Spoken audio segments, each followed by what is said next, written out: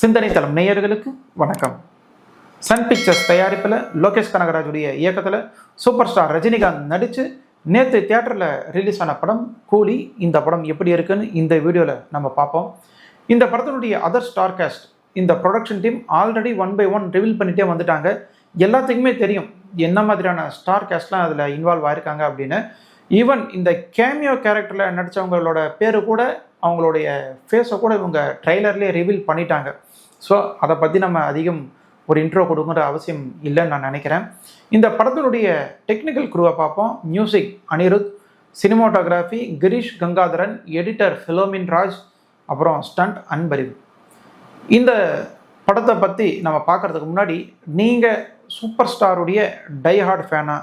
அவர் என்ன பண்ணாலும் நான் ஸ்க்ரீனில் பார்த்து என்ஜாய் பண்ணுவேன், எனக்கு சூப்பர் ஸ்டாரோட ப்ரெசன்ஸ் மட்டும் இருந்தால் போதும், நான் அவரை கொண்டாடுவேன் அப்படிங்கிற மாதிரியான ரசிகர் நீங்கன்னா இந்த வீடியோவை நீங்கள் கடந்து போயிடலாம்.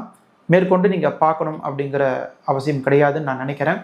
இல்லை, நான் ஒரு சினிமா ரசிகன், சூப்பர் ஸ்டாரை தாண்டியும் இந்த படத்தை பற்றி நான் அலசணும், பார்க்கணும் அப்படின்னா நீங்கள் இந்த வீடியோவை முழுதாக பாருங்கள். வாங்க நிகழ்ச்சிக்குள்ளே போகலாம். இந்த படத்தோட கதை என்னென்னா, சென்னையில் மேன்ஷன் நடத்திட்டு வராரு ரஜினிகாந்த். அவருடைய கேரக்டர் பேர் தேவா. அவருடைய உற்ற நண்பனாக சத்யராஜ் ராஜசேகருங்கிற கதாபாத்திரத்தில் நடிச்சிருக்காரு. அவர் விசாகப்பட்டினமில் இருக்கார். அவர் ஒரு சயின்டிஸ்ட். அவர் இந்த மொபைல் கிரிமட்டோரியம் மாதிரியான ஒரு மிஷினை கண்டுபிடிக்கிறாரு. அந்த கவர்மெண்ட் இவருக்கு அப்ரூவல் கொடுக்கல, அதை தடை செஞ்சிடுறாங்க. அவருக்கு 3 மகள்கள். மூத்த பொண்ணு தான் ஸ்ருதிஹாசன். தன்னுடைய நண்பன், உற்ற நண்பன் சத்யராஜ் இறந்து போயிட்டாரு அப்படின்னு தகவல் வர, கடைசியாக ஒரு முறை போய் பார்க்கணும் அப்படின்னு சொல்லி போகிறாரு. அப்போ தான் ஒரு விஷயம் அவருக்கு புரியுது. இவருடைய மரணம் இயற்கையானது மாதிரி தெரியல, இது ஒரு கொலை அப்படிங்கிற மாதிரி அவர் ஃபீல் பண்ணுறாரு. அதுக்கு தகுந்த மாதிரியே அவர் ஒவ்வொரு விஷயமா தேடி போகிறாரு. அது கொலை தான் அப்படிங்கிறத கண்டுபிடிச்சிடுறாரு. இந்த விஷயத்த ரஜினிகாந்த் ஸ்ருதிஹாசன்கிட்ட சொல்ல அவங்க நம்பலை. ரஜினிகாந்த் ஆதாரத்தை காட்டுறாரு. அப்போது ஸ்ருதிஹாசன் என்ன சொல்கிறாங்க, எனக்கு 2 தங்கச்சிங்க இருக்காங்கல்ல, அவங்களுடைய படிப்பு தான் எனக்கு ரொம்ப முக்கியம், நாங்கள் நல்லபடியாக வாழணும், அதனால் நாங்கள் யாரையும் எதிர்க்கக்கூடிய மனநிலைமையில் இல்லை, தைரியமும் இவங்களுக்கு கிடையாது அப்படின்னு சொல்ல, ரஜினிகாந்துக்கு என்ன பண்ணுறதுன்னு தெரியல. ஸ்ருதிஹாசன் திட்டி அனுப்பிச்சிட்றாங்க. எப்படியாவது இந்த 3 பெண் குழந்தைகளையும் காப்பாற்றணும், தன் நண்பனுடைய சாவுக்கு காரணமானவங்களை பழி வாங்கியே தீரணும் அப்படிங்கிற முனைப்பில் ரஜினிகாந்த் செயல்படுறாரு. அப்போது பல ட்விஸ்ட்டுகள், திடுக்கிடும் தகவல்கள்லாம் தெரிய வருது. சரி, இந்த படம் எப்படி இருக்குது அப்படின்னு பார்த்தீங்கன்னா, சூப்பர் ஸ்டாருக்காகவே டைலர் மேடாக செய்யப்பட்ட படம். இப்போ வர படங்கள் எல்லாமே ரஜினிகாந்துக்காகவே செய்கிற படம் தான். இருந்தாலும் அதில் ஒரு ஆதார கதை கருவெலாம் இருக்கும் இல்லையா, இந்த படத்தில் அதெல்லாம் அவங்க தள்ளி வச்சுட்டு சூப்பர் ஸ்டார் என்ன பண்ணால் நம்ம அந்த ஸ்க்ரீனில் ரசிக்கலாம் அப்படிங்கிறத மட்டும்தான் முனைப்பாக எடுத்து கதை பண்ணியிருக்காங்க. அவருடைய ஸ்டைலை எந்த அளவுக்குலாம் யூஸ் பண்ணணும், அவருடைய மேனரிசம், பாடி லாங்குவேஜ், இதெல்லாம் எப்படியெல்லாம் யூஸ் பண்ணணும் அப்படிங்கிறத நல்லா ஹோம்ஒர்க் பண்ணி இவங்க எடுத்திருக்காங்க. நீங்கள் பார்த்தீங்கன்னா ரஜினிகாந்தை ரசிக்கலாம், அந்த மாதிரியான ஒரு படம் இது. ரஜினிகாந்துக்காகவே இந்த படம், மற்றபடி வேறு ஒன்றுமே இல்லைங்க, அவ்வளோதான், ரஜினிகாந்த் தான். இந்த படத்துக்கு இன்னொரு ஹீரோ அப்படின்னு பார்த்தீங்கன்னா அனிருத் தாங்க. பிஜிஎம் போட்டிருப்பாரு, அதெல்லாம் நீங்கள் தேட்டரில் தாங்க ரசிக்க முடியும். குறிப்பாக இந்த படத்தில் நிறைய சீன்ஸு சும்மா சாதாரணமான சீன் தான், அதெல்லாம் எலிவேட் பண்ணி எடுத்துன்னு போகிறது அனிருத்தோட மியூசிக்னால மட்டும்தான். அடுத்த ஒரு ப்ளஸ் அப்படின்னா ஷோபின் சாஹிருடைய நடிப்பு. என்ன மாதிரி வில்லத்தனம் காட்டியிருக்காரு. சில இடத்துல இந்த ஸ்ருதிஹாசனை வச்சு கேம் விளையாடுவார். அந்த இடம் ஒரு ஃப்ளாட்டான சீன்ஸ் தான், ஆனால் அந்த பாடி லாங்குவேஜ், சிரிப்பு, கண் அசைவு, இதுலேயே மனுஷன் எங்கே எடுத்துகிட்டு போயிருப்பார் அந்த மாதிரி சீன்ஸ் எல்லாம். அடுத்து நாகார்ஜுனா ரொம்ப ஸ்டைலிஷ் வில்லனாக காட்டியிருக்காங்க. இந்த இன்டர்வலுக்கு முன்னாடி ரஜினிகாந்தோட ஒரு சீன் இருக்கும். அந்த சீனில் தான் இந்த குடிச்சிட்டு எல்லாம் டான்ஸ் ஆடிட்டு இருப்பாங்க. அப்போது ஒரு விஷயம் தெரிய வரவே நாகார்ஜுனா கோவத்தில் எழுந்திருப்பார். அந்த சீனெல்லாம் சூப்பராக இருக்கும். இன்னொன்று, அந்த இன்டர்வலில் அந்த காட்சியில் ரஜினியோட ஆக்டிங்கும் அப்படியே கைத்தட்டி ரசிக்கலாம். அதெல்லாம் tailor made. As usual Sathyaraj அவருக்கு என்ன கேரக்டர் கொடுத்துருக்காங்களோ அதை நல்லா நடிச்சிருக்காரு. என்ன அவருடைய ஸ்கோப்லாம் ரொம்ப கம்மி தாங்க, பெருசாக ஒன்றும் கிடையாது. அடுத்து ஸ்ருதிஹாசனுடைய கதாபாத்திரத்தை பற்றி சொல்லணும் அப்படின்னா, அவங்களுக்கு என்ன எழுதியிருக்கோ அவங்க நல்லா நடிச்சிருக்காங்க. ஆனால் அந்த கேரக்டருங்கிறது யார் வேணால் நடிக்கலாம். நம்ம ஆல்ரெடி அவங்களோட லுக்ஸு அவங்களோட ஆக்டிங்லாம் நம்ம பார்த்துருக்கோம். அதுக்கு இவங்க பொருந்துறாங்களா அப்படின்னா ஒரு கேள்விக்குறி தான். அடுத்து இந்த உபேந்திரா வர கேரக்டர்லாம் நிச்சயமாலுமே அது வெறும் கெஸ்ட் ரோல் தாங்க, பெருசாலாம் ஒரு ஈர்ப்பு கிடையாது.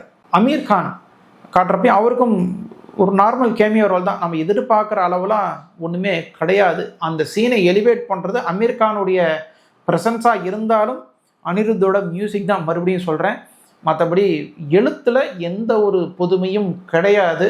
இந்த அமீர் கான் ஆகட்டும், உபேந்திரா ஆகட்டும், ரஜினி ஆகட்டும், இவங்க 3 பேரும் கடைசியில் இந்த பீடி இழுக்கிற மாதிரி ஒரு காட்சி வரும். அந்த இடத்துல இவங்க 2 பேர்த்தையும் விட உபேந்திரா ஒரு மாதிரி சைடாக பீடு இழுத்து புகை விட்டுட்டு போயிடுவார்.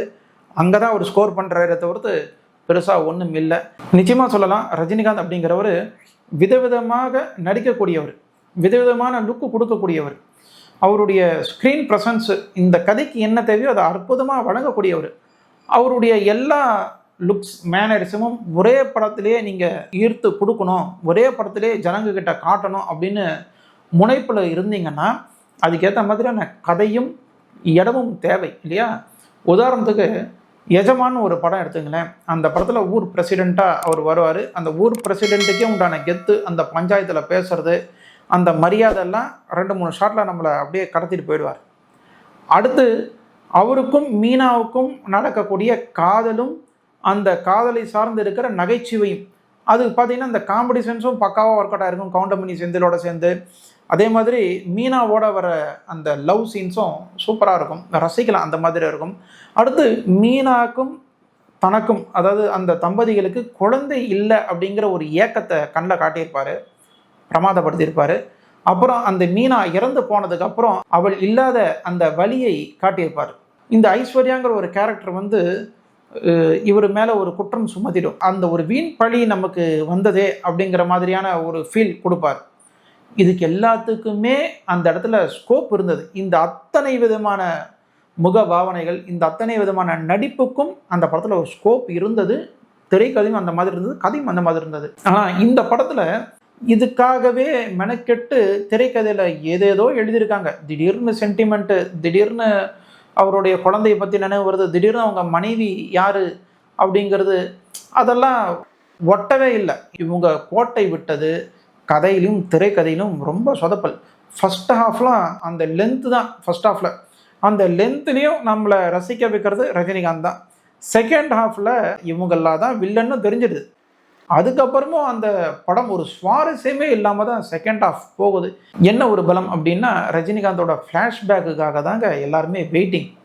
அதான் சொன்னேனே, ரஜினிகாந்த் அப்படின்னாலே அவருக்கு ஒரு ஃப்ளாஷ்பேக் இருந்தாகணும். பாஷா படம் மாதிரி ஒரு ஃப்ளாஷ்பேக் கொடுத்தே ஆகணும் அப்படிங்கிற ஒரு வலுக்கட்டாயமான சீன்ஸ் எல்லாம் தான் இதில் இருக்குது. சொல்லப்போனால் அந்த டிஏஜிங் லுக்ஸு இதெல்லாம் ரசிக்கிற மாதிரி இருக்கே தவிர்த்து அதுலேயும் ஒரு வெயிட்ங்கிறது கிடையாது. ஒரு இயக்குனரோட சிக்னேச்சர் ஷாட்ஸு வைக்கிறது தப்பு கிடையாது. ஆனால் இந்த படத்தில் என்னென்னா அவருடைய பழைய டெம்ப்ளேட்டே அகைன் வைக்கிறாரு. இன்னும் சொல்லப்போனால் இந்த விக்ரம், லியோ அதனுடைய இன்னொரு நீட்சி மாதிரி தான் இந்த படம் எனக்கு ஃபீல் ஆகுது. புதுசாக ஒரு ஃபீலும் வரலை. அடுத்து இன்னும் நிறைய லாஜிக் மிஸ்டேக்ஸ் இருக்குது. இன்னொன்று சிம்பிளாக நம்ம சொல்கிறது, இந்த நெல்லூர் ஸ்டேஷன்லேருந்து ட்ரெயின் மூவ் ஆகும், போயிட்டே இருக்கும். இவங்க துரத்திட்டு வருவாங்க, அந்த ட்ரெயின் ஏறிடுவாங்க. இவங்க 2-3 கம்பார்ட்மெண்ட் தாண்டி போயிடுவாங்க. இந்த ஷோபின் துரத்திட்டு போகிறவங்க இன்னொரு கேரக்டரு அவரை பிடிச்சி வெளியில் தள்ளிடும், 2 பேரும் விழுந்துடுவாங்க. ட்ரெயின் பாட்டியும் மூவ் ஆகி போயிட்டே இருக்கும். ஓகே, அந்த ட்ரெயின் போகிற ஸ்பீடு இதெல்லாம் நிச்சயமாக ஸ்டேஷனை தாண்டி வேணாங்க, ஒரு மினிமம் 3 கிலோமீட்டராக தாண்டி இருக்கும்னு வைங்களேன். ஷோபின் அடுத்த சீனில் எந்திரிச்சு அந்த நெல்லூர் ஸ்டேஷன் வழியாக உள்ளிருந்து வெளியில் வருவார். ஸோ இதெல்லாம் தாங்க லாஜிக் மிஸ்டேக்ஸ். சத்யராஜ் கண்டுபிடிக்கிற ஒரு மிஷினை அவரால் மட்டும்தான் யூஸ் பண்ண தெரியும். அதுக்கப்புறம் ஸ்ருதிஹாசனும் கொஞ்சம் தெரியும்னு காட்டுவாங்க. ஆனால் கிளைமேக்ஸில் ஏதோ ஒரு கேரக்டர் வரும், அது ஒரு வில்ல கேரக்டர் தான் வைங்க, அது அந்த மிஷினை வச்சு ஈஸியாக ஒரு சம்பவத்தை பண்ணிட்டு போயிடும். இதுவும் லாஜிக் இருக்குதா? அடுத்து அந்த ஹார்பரியை அடித்து உழ வைக்கிற மாதிரியான ஒரு கில்லர் ரவுடி தயாளன், அப்புறம் அவனுக்கு மேலே சைமன்கிற கதாபாத்திரத்தில் நாகார்ஜுனா.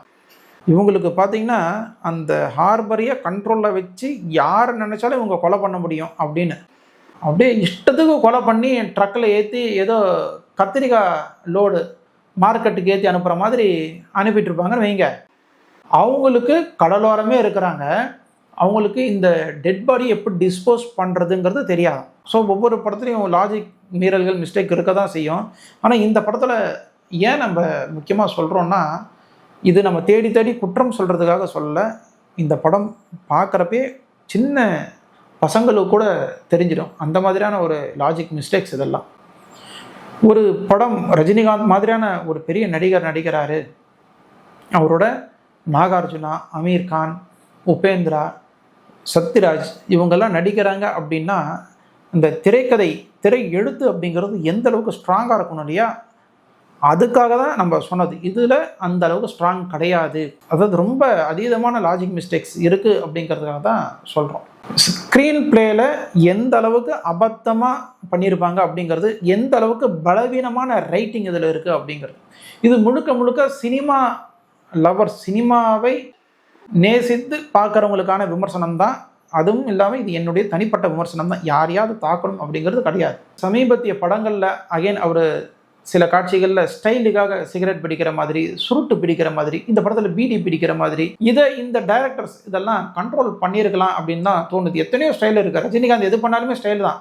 சிகரெட் குடித்தா மட்டும்தான் ஸ்டைலுங்கிறது கிடையாது. அடுத்து நாகார்ஜுனாவோட ஒரு சீன், அதில் இந்த சரக்கு அடிக்கிறது எந்த அளவுக்கு ரொமான்டிசைஸ் பண்ணியிருப்பாங்கன்னா, இந்த சரக்கு அடிக்கிற சீன், இதை கொண்டாடுற சீனெல்லாம் இவங்க பண்ணாமல் இருந்திருக்கலாம். நம்ம ஒரு வில்லன்னாலே அவன் ஸ்டைலாக சரக்கு அடிச்சே ஆகணும், அதுதான் கெத்து அப்படிங்கிற மாதிரி எடுத்துகிட்டு போகிறாங்க இல்லையா? இது இன்ஜெக்ட் பண்ணுற மாதிரி தான் எனக்கு தோணுது. இதுதான் இன்ஸ்டா ரீலில், இந்த ஃபேஸ்புக் ரீலில், ஷார்ட்ஸு எல்லாத்துலேயும் பசங்க பண்ணுறதெல்லாம் இதை தான் பண்ணுறாங்க.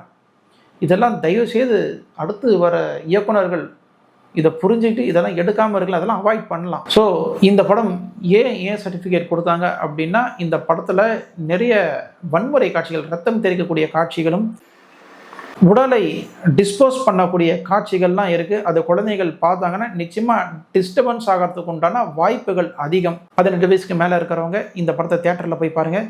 நிச்சயமாக ரஜினிகாந்துடைய ஸ்க்ரீன் ப்ரெசன்ஸ் உங்களை கட்டி போட்டுரும். அதே மாதிரி அனிருத்தோட மியூசிக்கும் நீங்கள் ரசிக்கலாம். அந்த மாதிரியான இந்த 2 ஆளுமைகளால் இந்த படம் ஹிட் ஆகிடும் அப்படிங்கிறது என்னுடைய நம்பிக்கை. ஸோ இந்த படத்தை பற்றி என்னுடைய பார்வை இவ்வளோ தான். இந்த வீடியோ உங்களுக்கு பிடிச்சிருக்கும்னு நான் நினைக்கிறேன். பிடிச்சிருந்தா லைக் பண்ணுங்கள், ஷேர் பண்ணுங்கள், கமெண்ட் பண்ணுங்கள்.